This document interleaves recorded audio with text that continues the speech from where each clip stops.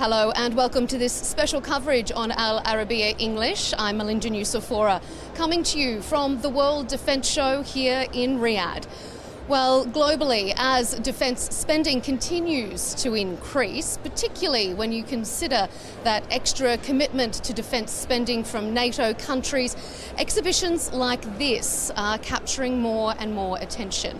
One country that is looking to reform and renew their procurement process is the United Kingdom. So I have the pleasure of joining us here on Al Arabiya English, the UK Minister for Defense Readiness and Industry, Luke Pollard. Thank you for your time, Minister.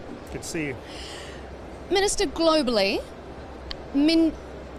annual military spending across countries has been increasing consecutively for about a decade now. Does that say more about the world we live in, or does it say more perhaps about the speed with which militaries need to adapt to changing warfare? Well, I think it's certainly true that we're living in a new era of threat. You can see that on your phones and on the TV with the conflicts around the world, but it is also a challenge to governments now to renew our armed forces. Certainly for a country like the United Kingdom, the era of expeditionary warfare is over. We need to increase our war-fighting readiness to be able to deter a peer adversary like Russia. And we also need to deepen our relationships with our allies, and that includes our NATO allies, but it also includes countries like Saudi Arabia, where we enjoy a strong defence partnership. And what we want to do is deepen that, helping to create good, decent jobs back in the United Kingdom, but importantly also here in Saudi Arabia. You raise a good point. So let's talk about interconnectedness first of all then. How do you consider the cooperation, the interconnectedness between the United Kingdom, maybe broader Western allies, and the Gulf region, particularly the Kingdom of Saudi Arabia? Well, the UK's had 60 years of formal intergovernment cooperation with Saudi Arabia on defence. We fly similar planes, from the Hawk trainer jets to the Tornado and the Typhoon. And what we want to do is, when we're looking at the possibilities of working more closely in the future, how do we not just share platforms and training, being able to be interoperable with ourselves on military missions, but how do we make sure there's decent work share? Because if you look at the investment that I'm seeing in Saudi Arabia with the Vision 2030, creating amazing entrepreneurs here, incredible technologies, there's an opportunity to bring some of that to the latest generation technologies that the United Kingdom is developing alongside our allies as well. The Global Combat Air Programme is just one example of, I think, how we can cooperate more fully across air, land, sea, space and cyber in the future. Does it create kind of a unique opportunity maybe for investment, for partnerships that perhaps we haven't seen with other countries where there's been more of an established defence industry? I think that's certainly true. I mean, what really excites me about working closely with Saudi Arabia is they've got an energy and they've got a pace. The 2030 deadline is not just a clarion call for investors to invest in latest technology. It's an opportunity as a established defence power as the United Kingdom to explore new technologies, new ways of working, new production facilities with our close allies. And I think in an era where we know there's more tension and difficulties, for me a very basic principle is friends turn up for one another. And in this time, the United Kingdom and Saudi Arabia are deepening in our relationships, and that is good for both countries. You have said that defence reform in the UK particularly needs to reform beyond how the armed forces work, and particularly reform the way in which it procures. So how do you envisage that procurement process improving, and what do you currently consider to be the biggest gaps that need to be filled? I think it's about speed is the main thing I want to see. The United Kingdom procures some of the very best kit on the planet, but we can take a very long time in doing so. And as we move towards warfighting readiness, we have to cut those procurement timelines down. So a procurement that would have taken 5 years for high-end complex weaponry needs to take two-year procurements, needs to take 1 year, and if it took 1 year in the past, I want to do it in a few months now. Well, that's a challenge.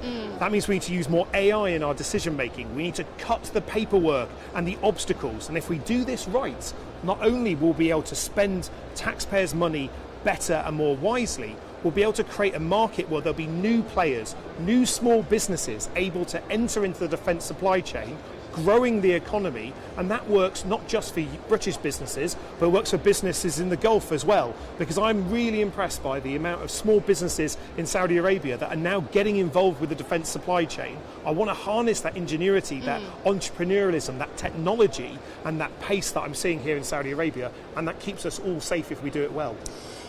It's good to say that you want speed, and that obviously makes a lot of sense, but is that doable? Because I mean, even when you consider it's been 8 months since we've heard the announcement about being more war ready, and we still haven't seen the investment plan yet. So can you do it?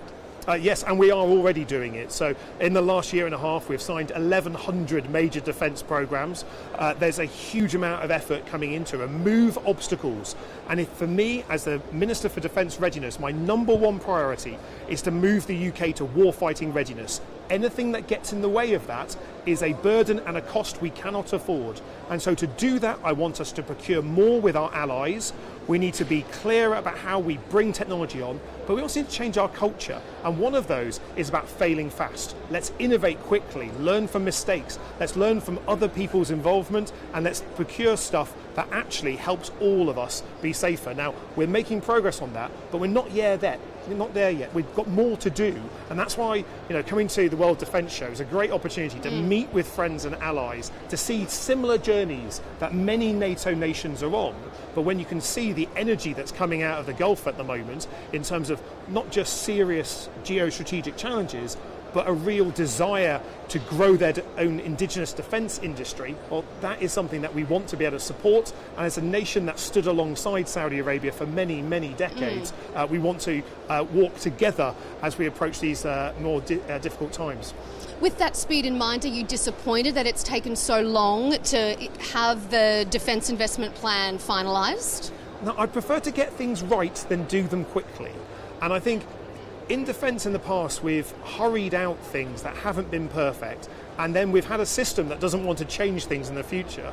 So getting the defence investment plan, so what we will spend a rising defence budget on right, is so important, but we already know what's going to be in there. We know we're going to be investing in more munitions, more complex munitions, having an always-on production, not buying something, mobilising an industry, and then demobilising it when that order is complete. Always on production for the UK and our allies. We're removing old equipment that's served us well for many years and investing in the latest technology, whether that's our brand new frigates that are being built in Britain, whether it's the new airframes that we're building, the new, latest generation Typhoons, our move towards GCAP, or the land vehicles that will help sustain us, whether we're fighting on the plains, in forests or in the desert. All of those are the pace of change that we're seeing. But I'm an impatient minister. I want to go faster, and that's why for me learning from others, especially learning from the Gulf, is so important. There's been big question marks as to whether the UK can afford it. I think we can't afford not to, because in dangerous times, we can see this in Ukraine. Ukraine didn't want the war that they're having to fight for their survival, but they're having to spend more and more on keeping their country safe against Putin's illegal invasion. I don't want NATO to go to war. I want us to be safe, and to do that we've got to deter aggression. That means having forces that are strong, that work well with our allies, and that will complicate the decision of any adversary, be that Putin in the Kremlin or anywhere else, of someone saying, do I have a go? Well, the answer, a stronger NATO, stronger partnerships across the Middle East and the wider world, well, that makes it harder for those wars to start, and that keeps all our people safe. I know you're pressed for time, so just one final question with regards to grey zone tactics in warfare. I mean, that is an area that can't be underestimated as the changing face of battle continues. How much of a focus does that need to be for the UK, and is that an area that perhaps probably a lot of countries have not invested enough in because we probably didn't know how dangerous it was? Yeah, we're not at war yet as United Kingdom, but we're certainly not at peace. And if I look across the different domains, in air, land and sea, are we at war? Probably not. But in the cyber domain, the United Kingdom is under continuous cyber attack from our adversaries. So in the cyber domain, we already are. And when we're looking at the grey zone attacks, spy ships loitering over our critical undersea cables, we can see the threats are real, and so we've got to respond to those with a clear deterrence, but the clear ability to defeat any adversary if we need to. And that means investing more in cybersecurity, investing more in grey zone tactics, challenging misinformation, just as much as it is about buying new missiles and new tanks. Indeed, the changing face of warfare is a very challenging one. We thank you very much for your time here on Al Arabiya English. UK Minister for Defense Readiness and Industry, Luke Pollard, thanks for joining us here at the World Defence Show in Riyadh. Thank you.